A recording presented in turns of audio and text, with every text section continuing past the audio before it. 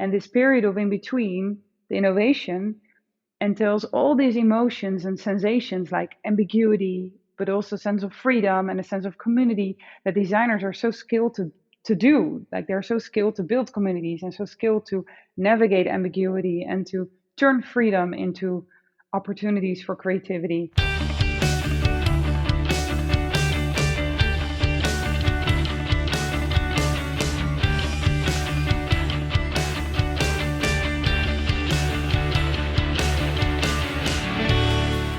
Hello, folks, it's Yaniv, and you're listening to the School of Innovation podcast. My guest this week is Natalja Laurey. Natalja is an anthropologist in business, an ethnographer in design, and an academic in practice. Her professional identity is in between fields and disciplines, and it is exactly this in-betweenness that allows her to see the potential for creativity and change. Natalja works as an innovation strategist at Strategy Makers in Amsterdam. In this episode, Natalja and I talk about innovation and liminality, a state of being in between, and how designers are uniquely skilled at helping their stakeholders navigate through it. Natalja also shares her story and insights from studying designers at Fjord, one of the world's leading design and innovation consultancies. If you like this episode, share it with a friend, and don't forget to subscribe so you don't miss the next one. Here's Natalja. So, hey, welcome back to school. Welcome back to school. Thank you. Yeah, it's great to have you. It's great to be here, and it's great to talk to you about our common passions, right? Innovation, people, anthropology, design. Exactly. All the things that we love. And what I thought we could start with is maybe, for the folks listening to us who might not know you, can you maybe introduce yourself? Of course, with pleasure. So I'm Natalja Laurey. I would call myself in between spaces in various ways. So I am an academic, which is working in practice in the professional creative industry right now, basically. Did Finished my PhD last year in the field of innovation and design, looking at how the work of designers is changing as they're moving into the domain of business. I have a background in anthropology, and right now I work as a consultant in the field of strategy and innovation.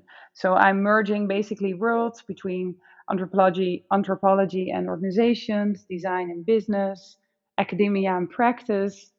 So I'm in between in many ways.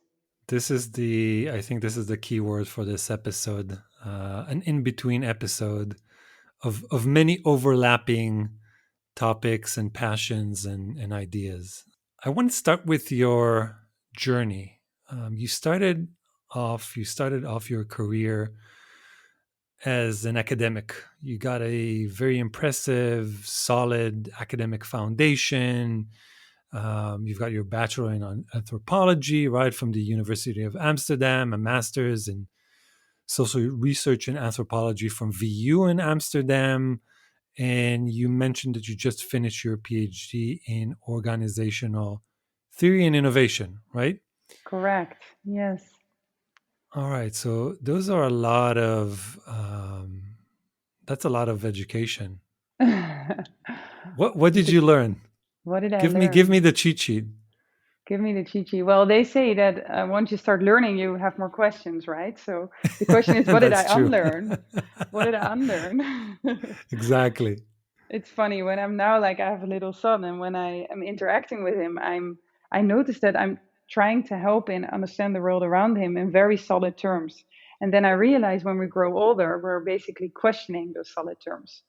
And I think, yeah, that is what I learned, I That's think, funny. over the years, questioning Yeah. the way we do the things we do. And yeah, I would say my track record has mainly a strong emphasis on anthropology, and I moved into the realm of organization studies and the business school, where I basically also studied innovation processes. And as an anthropologist, you're fascinated about why people do the things they do. and why do they make sense of things the way they do, and why do they experience the things the way they do. And I think what I learned is not only understanding how people experience the world and trying to make sense of it and why they interact with each other in a certain way, but mainly questioning those interactions and behaviors, right? So things that we take for granted, we can put our questions mark behind it and the other way around. Like, why do we do the things the way we do? I think it's a nice loop back to the start of our conversation when we just entered the session, that we talked about, getting into this digital space, how in the COVID times actually did a quick transition to the digital world that was already happening in terms of work, and how we need to behave differently in front of a camera than in a real life conversation. And these kind of questions, they fascinate me as an anthropologist. So is that what attracted you to innovation? Because I'm assuming, like from my experience, right, there's so much uncertainty and so much sort of self-reflection, and and like observing, what we're doing as we're innovating, as we're creating new things. Is that what attracted you to innovation, to the professional side of what you do today? That's a great question, actually. Yeah, for me, processes of innovation or other organizational processes are people processes, right? Um, I feel like we're approaching innovation very much like a sort of a method or as an approach, as a sort of Yes. toolbox, right? Like Right. either with design thinking, like we can use customer journeys, we can try to understand the user experience. We use big terms. We can use agile processes to actually do innovation. But what we forget is that innovation for me is actually maybe as much or even more about people. It's the way people behave with each other, the way people collaborate, the way people create novelty through indeed dealing with uncertainty, dealing with ambiguity. And in my research, in my academic research, I related the behavior of designers or innovators as such to a concept called liminality. So this is a concept from anthropology that tries to make sense of the in between, and you could, in a way, see innovation as a liminal process of being in between. And it's fascinating to see how people cope with the in between and with uncertainty and with, yeah, ambiguity. But let's stop here. I don't want to give away the prize, the cake, or whatever that's The called. cherry on the cake. Yeah, the cherry on, right, exactly. We're gonna get to liminality in a bit, because I think like you introduced me to that concept, and I've been reading about it ever since, and it's super interesting. Um, but before we get there, so you start as an academic. You're kind of on a path, and we talked about this before. Like I was on that path of becoming an academic, your undergrad, your master's, your PhD. But somewhere in between, again, like somewhere in that process, you get exposed to this field of innovation. You start working with or at Fjord, and right, and then what happened? So, first of all, academia is bringing me a lot. I feel academia brings me the opportunity to do research, the opportunity to be free and develop my own way of thinking and new frames of seeing the world, basically. But then, along my academic research projects, basically, I don't know. I felt like my insights were only achieving a certain audience, and I felt like what I would like to do is when I'm doing my research as an anthropologist, I do it really in the daily lives of the people that I study, which in this case is people within organizations, right? So I studied designers. And I felt like my research that I was writing it for an academic audience, and these designers were basically left out of the picture. And I wanted to try to find other ways to communicate what I learned and to also reflect what I learned with a broader audience. So to do research with more impact. And on top of that, I also feel that, I don't know, academia is a super great, interesting area, like field of practice, which is it thrives by doubt. It thrives by doubting each other and questioning each other and building on each other. But at the same time, it can very much organize itself in a silo. And I guess you experienced this as well. Yeah, you get bogged down in writing papers and doing research and getting into peer-reviewed, journals and conferences, and then your whole world is kind of, very, very much siloed. So before we move on, I have to ask you a question. Why? So we're kind of talking about a couple of things here that maybe we need to connect in a better way. We're talking about innovation and innovators. We're talking about ethnography, and we're talking about designers. And I'm curious about this, at least in your mind, the connection between design and innovation, or designers as innovators. Is that what? Why did that connection happen? Is that kind of a natural connection for you, or is that something that came out of your research? Yeah, so I would say a bit of both. Like I like to think of this episode when I started my research that I was walking into. I was thinking, what topic should I research, right, for my PhD, and I was on this funding, and of course it had to be an area of digital innovation, and I was thinking, like, well, what should I do? And then I saw all these magazines and all these newspapers and all these articles online about design thinking coming of age. I remember what's the title of the Yes, I Harvard read Business that one. Review. Yeah, Yes, yeah, 2015. exactly. It Right. goes back As a way. seminal piece of writing, yes. Yeah, and I think that piece of writing partly introduced, or design thinking was already, of course, since the late 90s, it was already developing, but it really started to gain legitimacy in the field of business in in and around 2013-15, when all these acquisitions happened, like Accenture acquiring Fjord, you had McKinsey acquiring Lunar, and this triggered my interest because I felt this world of oppositions, right? Like I felt design and I had to think about the world of creativity and managing uncertainty. And then I saw this vision of business very, I always see it as a circle and a square. Design, round, creative, and the square, like sort of hard processes, rational efficiency. And yeah, that triggered my interest. And then I basically negotiated access and could do research at Fjord. And at one moment, I also did research for them. So again, an in between.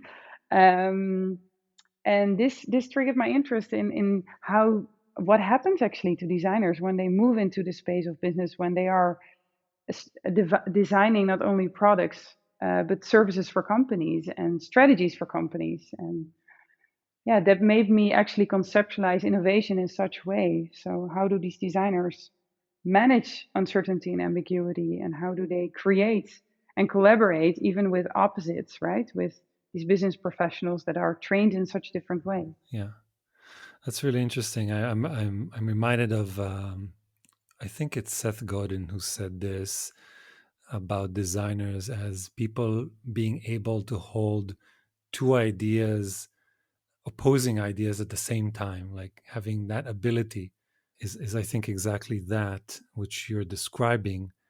I'm curious, when you came into Fjord, sorry, were there already anthropologists working at Fjord? Was there an anthropology department or business unit, or were you like the first one? I was the first anthropologist that was basically working there.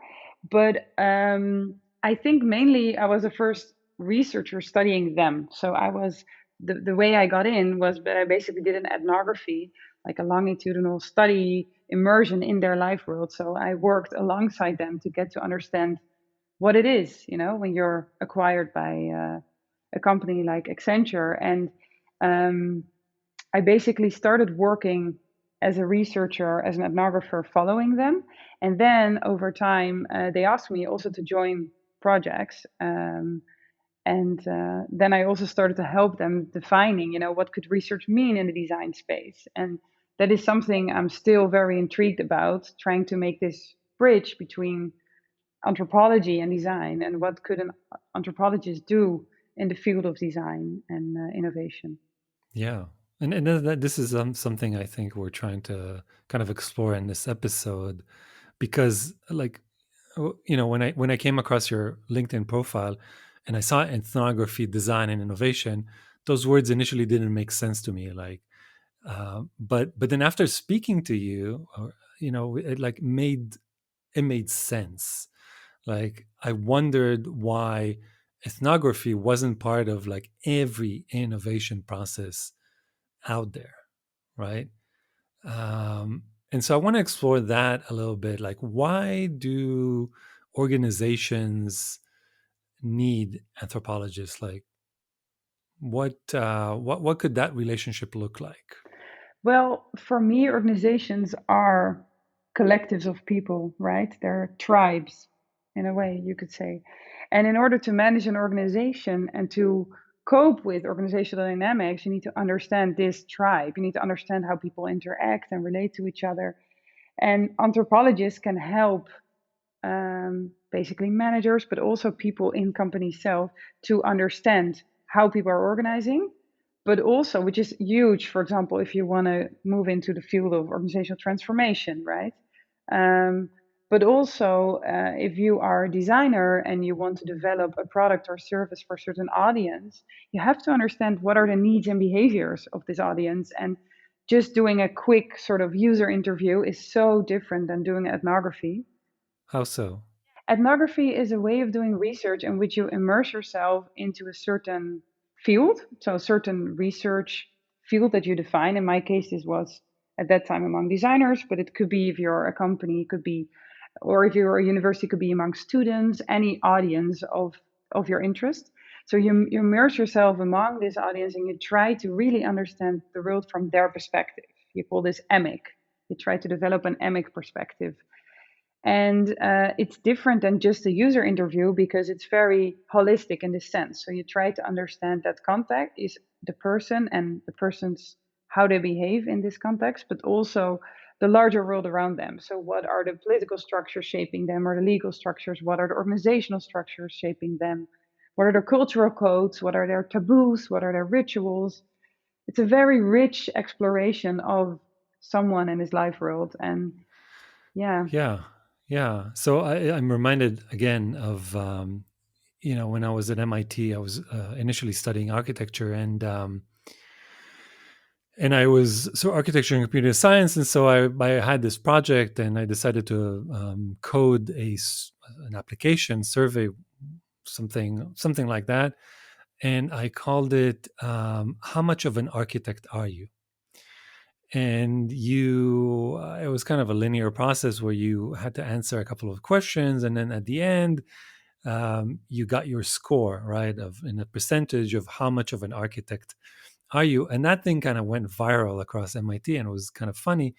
But I'm trying to relate that to what you were saying in terms of culture, community, tribes, like the characteristics that define the people within that tribe.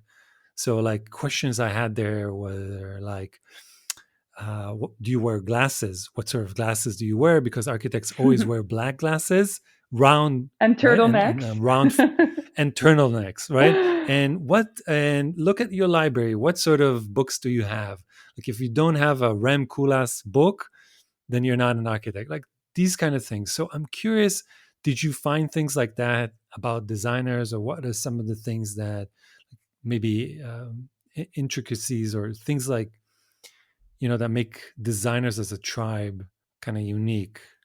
Yeah, I think it's an interesting question because basically you ask me, is there something like almost a persona, right? Like a sort of Yeah, stereotypical designer, and at the a same recipe. time, a recipe. Like if you tick this box, if you do this, Exactly. well, I actually have to think of an anecdote now that at Fjord was interesting. They made this distinction between designers and the business consultants or the business professionals as we're the designers and they're the suits, which I Oh, had to think nice. about when you told me. But as an anthropologist, you actually have to be very wary of trying to collapse a lot of people into one category.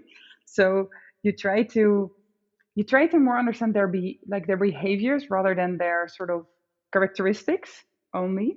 And I think what is interesting about doing ethnography is that if you're doing user interview, for example, or a survey, you try to tap into people's conscious knowledge. So people's sort of conscious reflections of who they are and how they deal with their work. But in ethnography, because the main method is observation, so you follow people for a while, and participation, you try to really do the activity alongside them, is that you are able to tap into their unconscious knowledge and their unconscious way of dealing with the world and behaving. So even though there was definitely a pattern among designers in the way they are dealing, like informal clothing, right? I Yeah. remember they even called it, that they had their client outfit and their sort of behind the Yes, scenes you've outfit. yeah, you've got your uniform. Yeah, You got your exactly. uniform. Yeah, and even though there were certain things like collaboration was a very much celebrated value, right? You had to be collaborative and informal and really almost deal with each other in a friendship way, which I think creates this atmosphere of safety and freedom, which is so important for creativity. Um, but also, I think values like it's important that whatever you're developing creates impact. So among the designers, they were all very, in a way, yeah, purpose driven, whatever that meant. That could mean different things for them, but on a high abstract level, they were very value and purpose driven. And Let's talk a little bit because you keep mentioning the different methods or maybe tools that you use or you've used at Fjord and throughout your work, and I want to ask you about what's in your toolbox. it's funny because I have to imagine now you say toolbox, like a sort of backpack filled with tools. And what is That's how so, I imagine you. yeah, like full Yeah. of tools, but with my binoculars, and my Have hat. you seen Have you seen Jumanji? Have you seen Jumanji? Yes, that's a Yeah, typical picture people think of, right? Like exactly. with my safari You're hat. yeah. You're carrying a huge backpack on your yeah with all So the tools.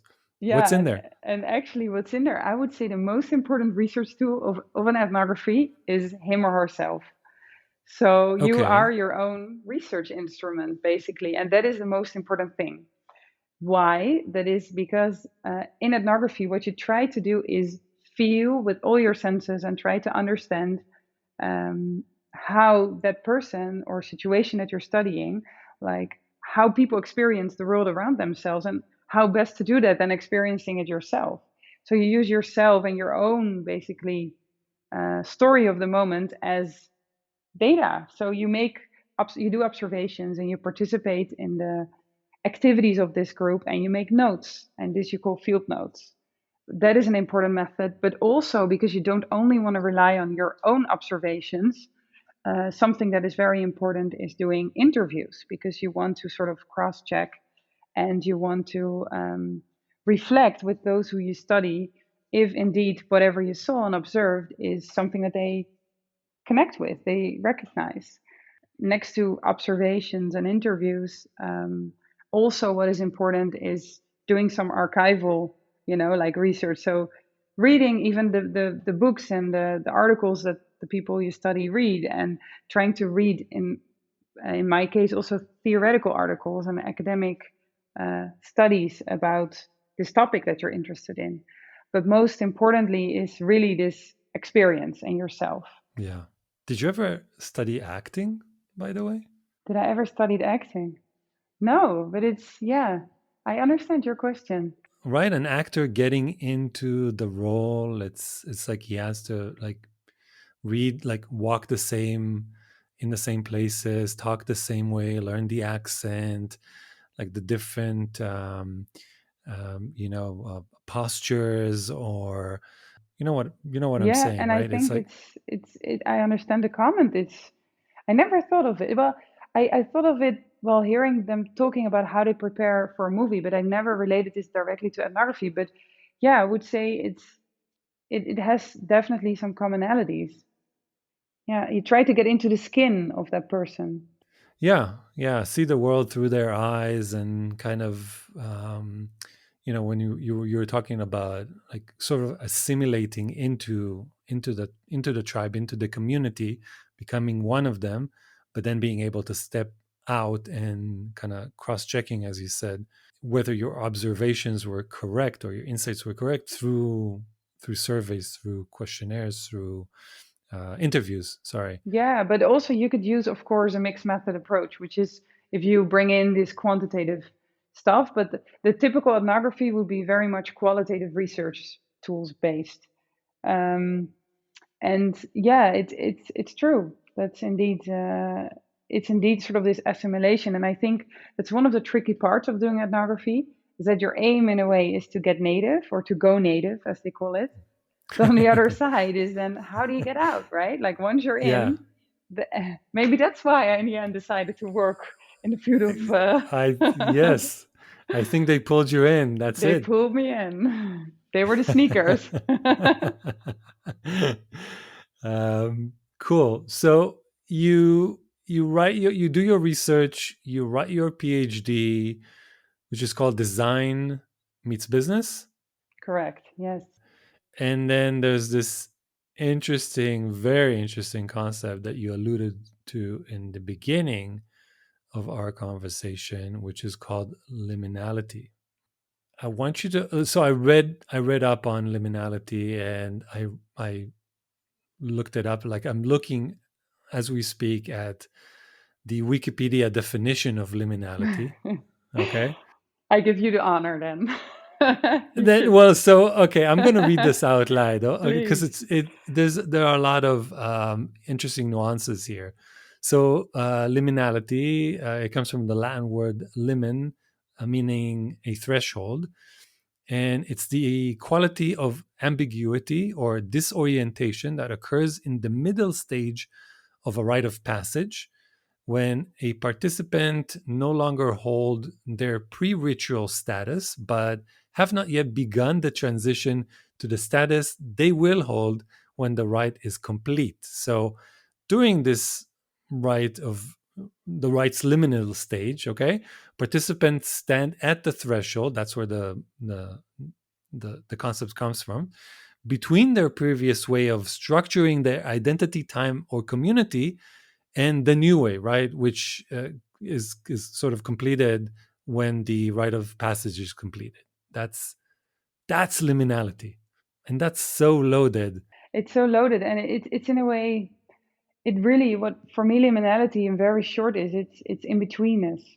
and it captures this being in between states, being in between identities, being in between structures, and you can relate it like it originally is indeed related to the middle part of the rite de passage, which could be, for example, adulthood, right? Like you're transitioning from being a kid into an adult, and you have these teenage years. You're basically coming of age in between, and this coming of age could be a liminal period.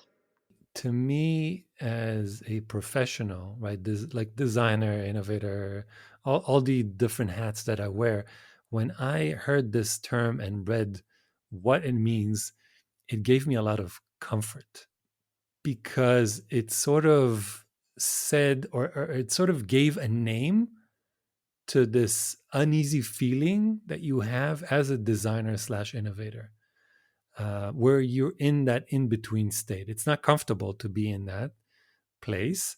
And so by giving it a name, calling it something, recognizing that it is what it is, and it's okay to be in that place, gave me a lot of comfort. I wonder if it's something that came up in your research or something that you've observed, or is being in that state kind of inherent in like being right in people who are designers slash innovators. Again, I think it's a great question, and it's something definitely that came up in my research. Actually, it's one of the articles, the academic articles I wrote, and one of the chapters of the book that I wrote of for my thesis discusses this because I see designers slash innovators as a category of people which you could call indeed liminal beings. So they are in between in various ways, as you said, because they are in between spaces, right? And they attract these contradictions to work with them and to create creativity. And they're in between, for example, as innovators, because they are literally trying to help clients or help organizations to move from past states to new states. And this period of in between, the innovation, entails all these emotions and sensations like ambiguity, but also sense of freedom and a sense of community that designers are so skilled to do. Like they're so skilled to build communities and so skilled to navigate ambiguity and to turn freedom into opportunities for creativity. And I definitely think that it makes sense that you recognize yourself in it. And in a way, it's about being a boundary man, being in between fields and seeing also opportunities of bringing in knowledge from different fields and trying to merge that together and create something new. So for the people who are not liminal beings, and I'm going to start using that about myself all the time. Like I'm I'm a going to drive liminal my being. yeah, I'm Identities. gonna I'm gonna drive my kids crazy. I'm a liminal being. Um, so for those who are not, or maybe feel less comfortable in that state of in between, um, what how can we help them? I feel like designers slash innovators, that's part of their role, right? Is to kind Yeah, of right guide people through that state or within that state. Like, how do you do that? yeah. That this process I described indeed in one of my research studies, and how basically an innovation hub that I studied was helping their clients to actually get through this liminal process of innovation. And one of the important findings is that they do not only try to create a sense of community, so create a sense of togetherness, so you're not alone in this, right? So it's traditionally also liminality is linked to concepts like community because you're becoming an adult, because the environment recognizes that you're not a child and not yet an adult. And it's these categories that we relate to it. So designers, they are very good in creating this community because it creates a feeling of freedom for people rather than panicking. Because if you're in the in between, you can panic and get frustrated because you cannot see past tomorrow. You cannot predict what's coming. Like this moment of helping people to create new concepts, it can be so discomforting because people don't know anymore. They want to have clarity. They want to think we're going here or here, and you are actually, as a designer, opening up this space.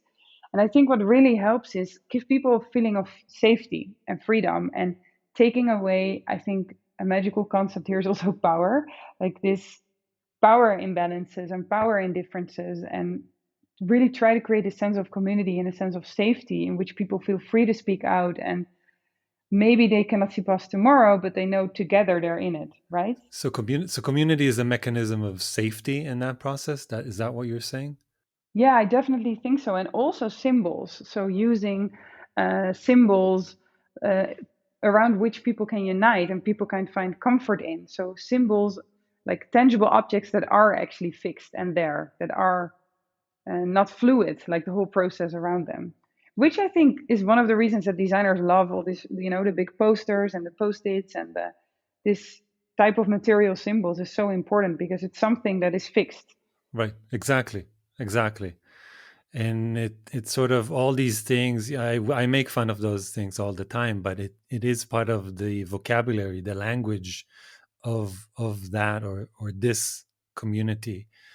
And I guess, and I now, as you speak about communities, I kind of understand it in that way. And if you take away these things, um, yeah, maybe the whole thing starts to break apart, or it's easier or it's more difficult to bring people together.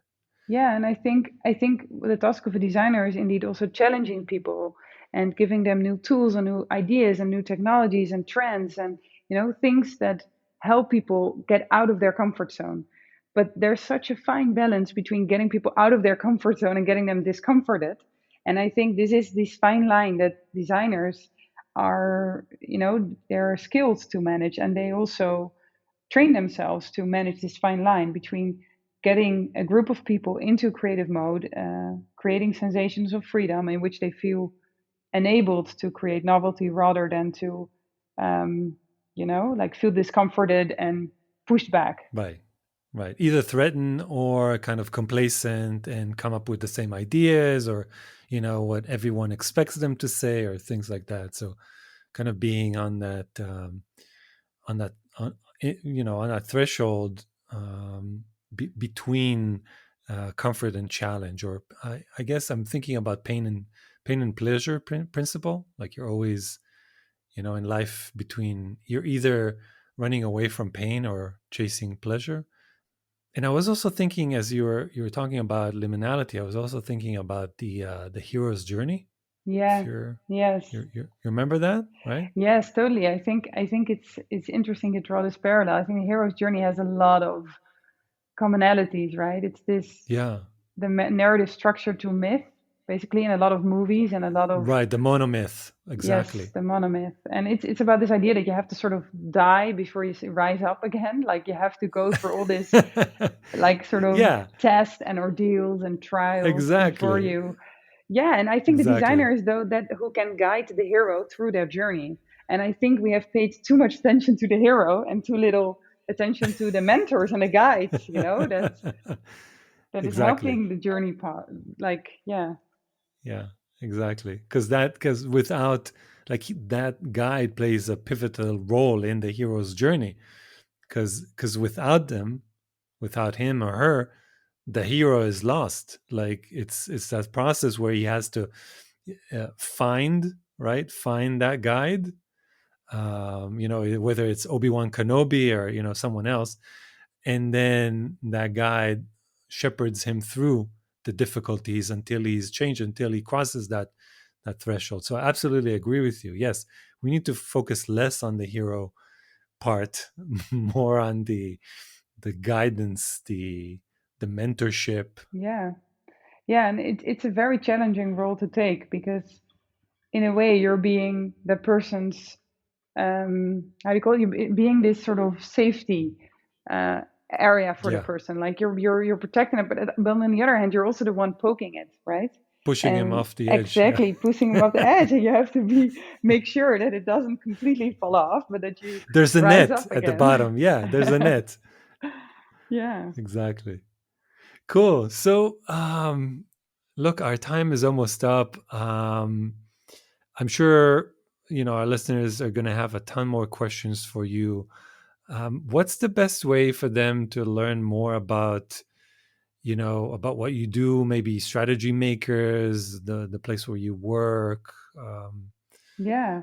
So I would say, what is the best way to reach out to me? Like, obviously, people can connect to me on LinkedIn, or yeah, I think this is the best way, or my email, of course. Like for me, I'm open, and I always love to have conversations about these kind of topics, which are so far-fetching, and you could endlessly talk about this, right?